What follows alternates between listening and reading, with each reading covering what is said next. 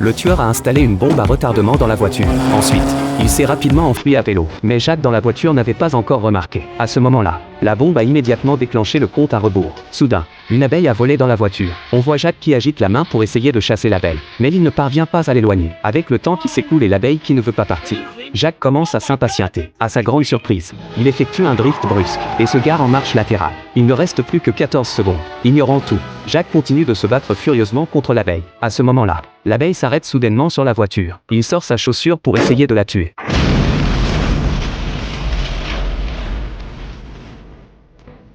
Au loin, le tueur pense que son plan a réussi, mais il n'imaginait pas que Jacques, debout devant la voiture, ne serait pas blessé. Jacques se croit alors que c'est lui qui a maîtrisé une technique secrète. Le lendemain, le tueur poursuit son plan. Il tire plusieurs balles sur la voiture de Jacques. Finalement, une balle touche le réservoir de carburant de la voiture. L'essence se répand dans l'air. Et Jacques, toujours inconscient, conduit tout en parlant au téléphone. Puis il sort son allume-cigarette. Mais réalise qu'il est soudainement cassé. Il le jette alors par la fenêtre. L'essence répandue s'enflamme instantanément, provoquant un incendie. Le tueur derrière a eu la malchance. Mais le tueur n'avait pas prévu que cette mission serait si difficile. Pendant ce temps, Jacques conduit toujours sa voiture qui fuit de l'essence. Après avoir appris l'échec de sa mission, le tueur décide d'envoyer son tueur d'élite pour terminer le travail. Ne disposant plus de carburant, Jacques conduit sa voiture jusqu'à une station-service. Le tueur d'élite, lui, a déjà discrètement suivi la trace de Jacques. Il sort un couteau tranchant, indiquant que cette mission est pour lui un jeu d'enfant. Mais Jacques, lui, ignore le danger imminent. Le pompiste remarque un petit trou sur la voiture et décide de le boucher avec du chewing-gum. Jacques, de son côté, se lave le visage et les cheveux avec un jet d'eau. Le tueur,